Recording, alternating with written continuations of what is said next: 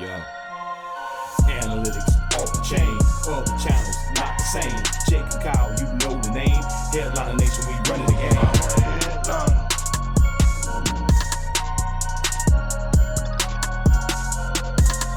I'm a headliner.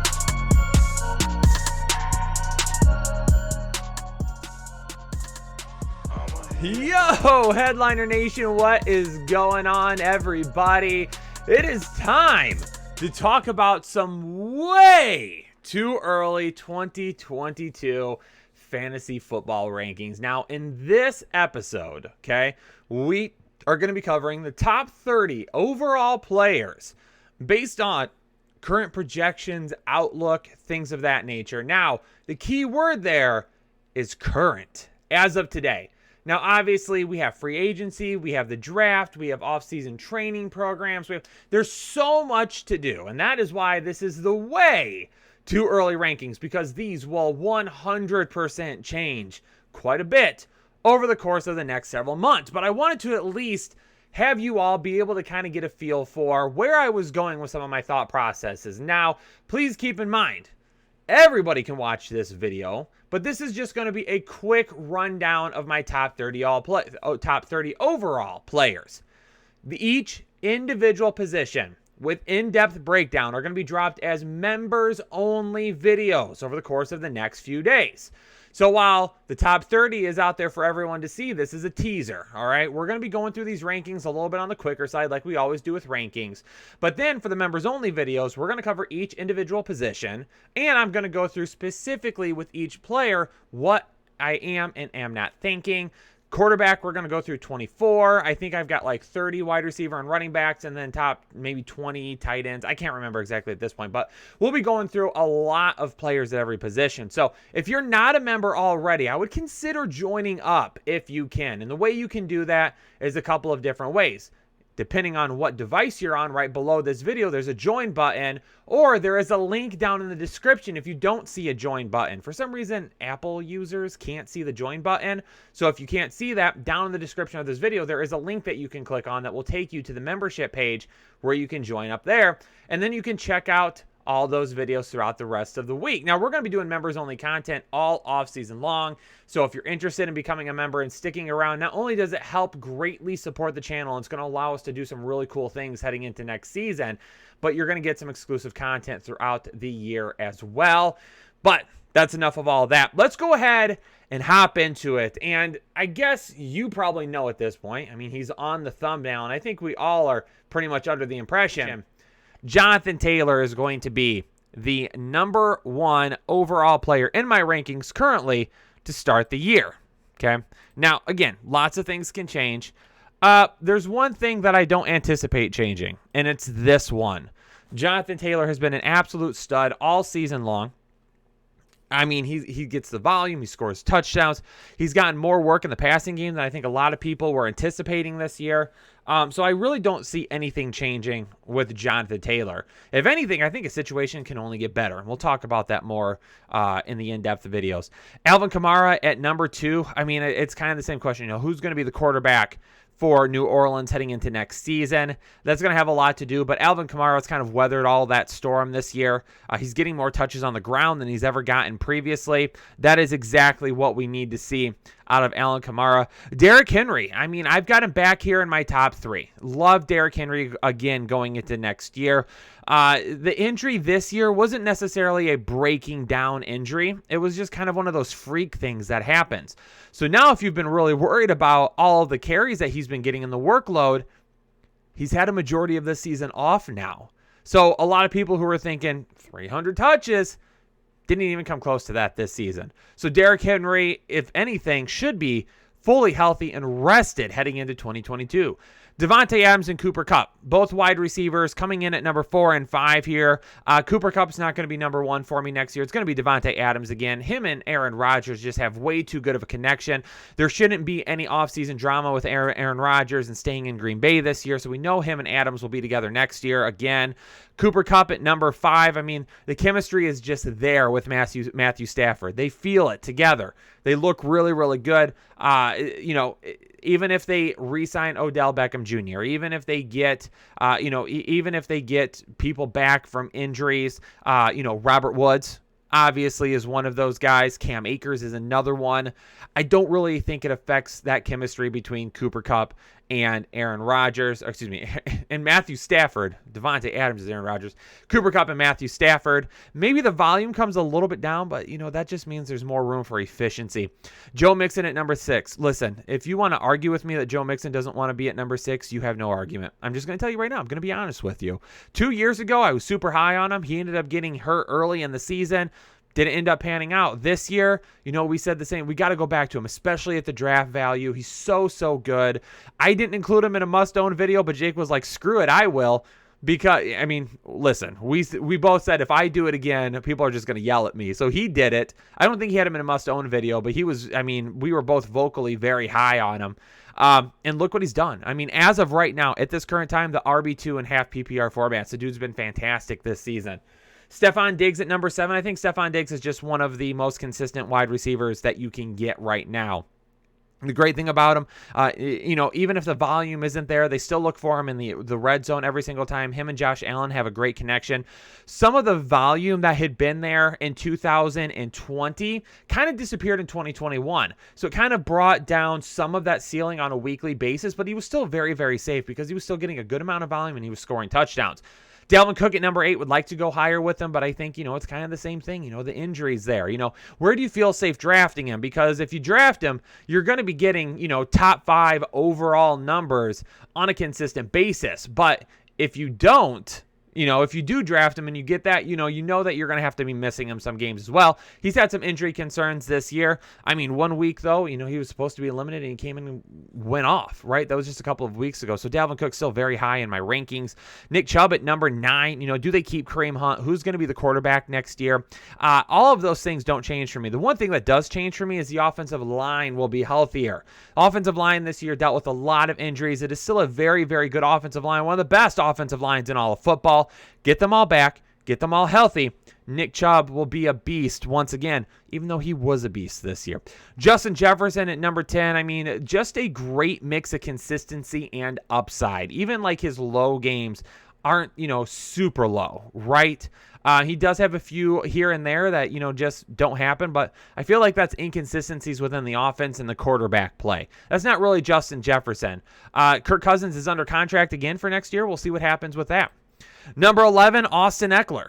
He's a guy this year that started to see a little bit more run on the ground. The past few years we talked about Austin Eckler, and it was really, the dude just catches a bunch of passes. But, he scored a lot this year as well. And he, was on pace kind of for, a career high in terms of rushing attempts. We'll see where that ends up ending this season. Obviously on the COVID list right now as of this second, again. But the dude's just been great all year. Tyreek Hill at number 12. Some consistency issues with that offense. Are they going to bring in somebody else on the other side next year to really help be a consistent number 2? You could really feel the offense at times this year kind of struggle and just have those games where things didn't feel vibing at the same time. Christian McCaffrey at number 13. It's going to be all about injury history, right? How high do you feel comfortable drafting a guy who has missed a majority of the last 2 years? We know what he can do when he's on the field, but who's going to be the quarterback? Heck, is Matt Rule still going to be there? What are they going to do on offense to get better? Najee Harris at number 14. That offensive line is just an absolute joke, right? The offensive line has not been good this year. We know they have good receiving weapons, and their quarterback has been, right? Ben Roethlisberger at this point is saying, I'm done after 2022 or 2021, right? So who's going to be the quarterback? What are they going to do for the offensive line? Those are all things. We know Najee Harris is going to get work on the ground. He's going to get work through the air, and he's going to be the main back, right? We know all those things. That's why he's number 14 for me. But depending on what happens with some of these guys behind him, he could drop even further. DeAndre Swift at number 15. We definitely saw this year what the Detroit Lions want to do on offense, and that includes getting DeAndre Swift the football through the air. So in half PPR and PPR formats, even if DeAndre Swift is closer to what Alvin Kamara has been his entire career so far, where, he's a threat to touch the ball, 190 times on the ground, but it's really going to be a lot of the passing game that helps make up for that and scoring touchdowns. DeAndre Swift is going to be, a fabulous addition at number 15. Travis Kelce at number 16. Again, some of those things with it. He's still the tight end one. We know that. Hasn't had nearly the ceiling this year as he's had the last couple of years, but he's still a great tight end. And, beginning of the second round is a little spicy for me. But again, I think it kind of depends on some of the things that we see happen over the course of the offseason. Deebo Samuel at number 17, like Deebo Samuel, so good this year and how they used him. Now, Trey Lance hopefully should be the quarterback in 2022, and I think that's just going to help open up this offense even more.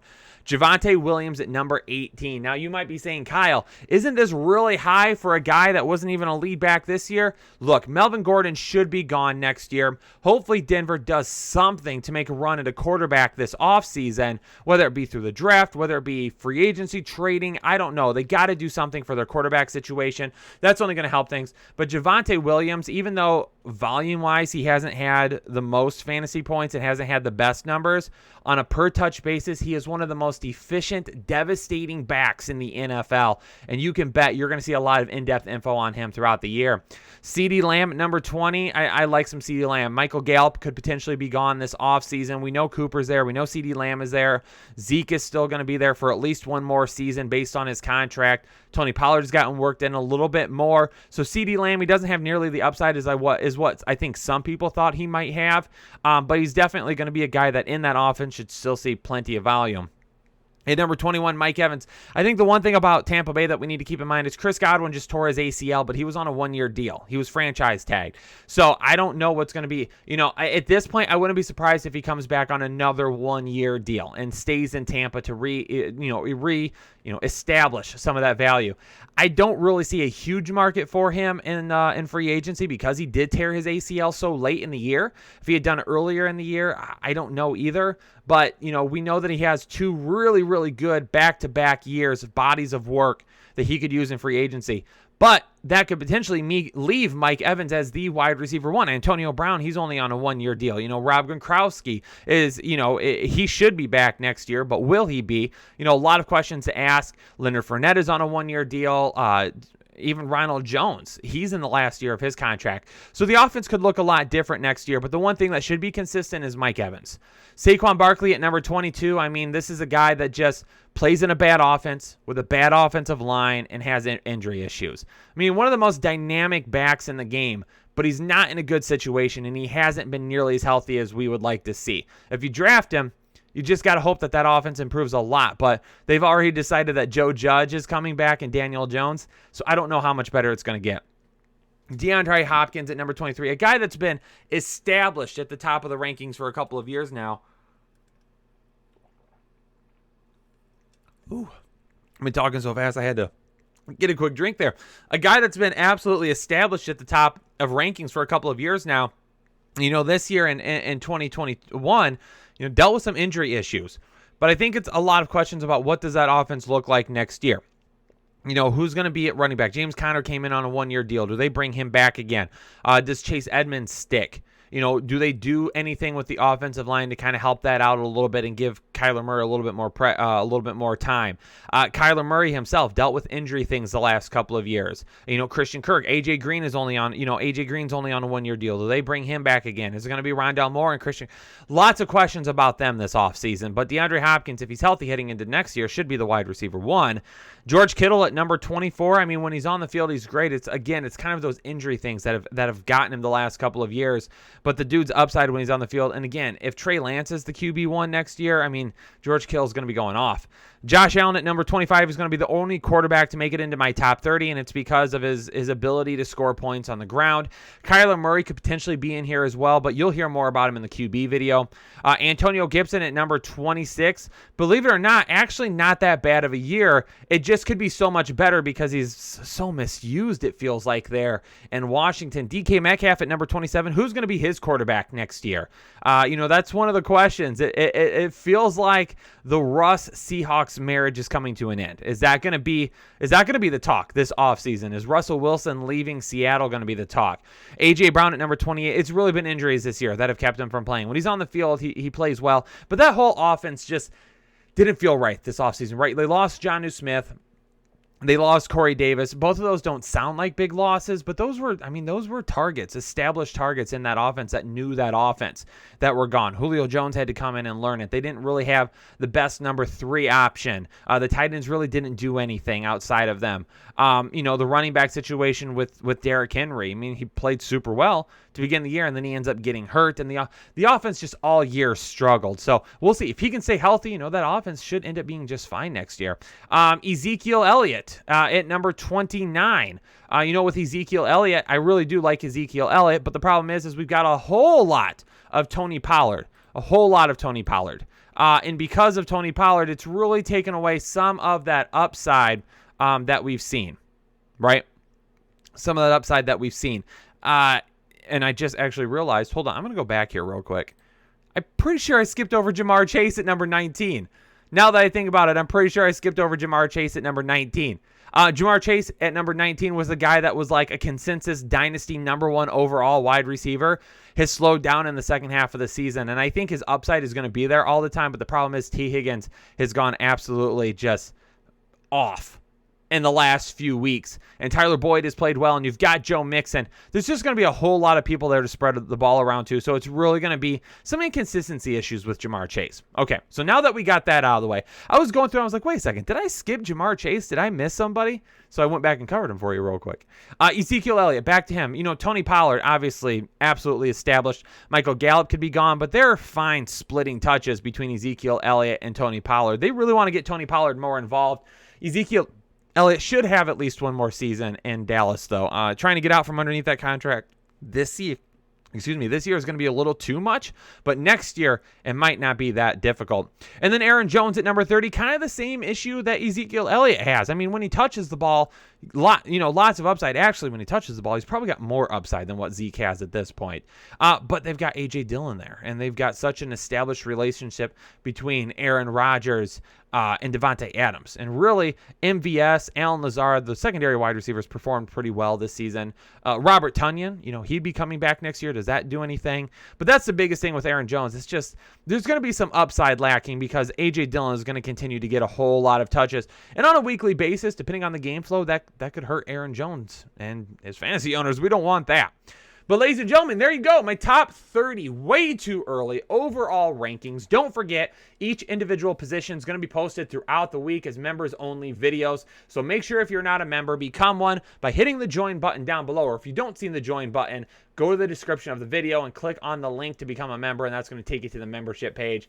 But hey, do me a favor, in the comments down below, let me know who's somebody that you think is your number 1 overall player that's not Jonathan Taylor. So if you can't draft Jonathan Taylor in 2022, who is the one person that you would want to use your first round pick on? Let me know down in the comments below. Hit the like button, would always be appreciated. And if you're new here to the Fantasy Headliners, make sure you hit that subscribe button and stick around for all the great offseason content. But I'm going to get out of here. All of you stay safe and stay healthy, and I will catch you on the next episode of the Fantasy Headliners. Analytics off the chain, other channels not the same. Jake and Kyle, you know the name. Headliner Nation, we running the game. Y'all stuck on third down. Your content's plain Jane. Headliners on top now. We gonna move and change. Podcast off the rip. Draft guide, so legit. Fantasy world, our game tight. We about that chubb life. Stuck in a rut and you need some motivation. Head to the channel for this Headliner Nation. I'm a headliner.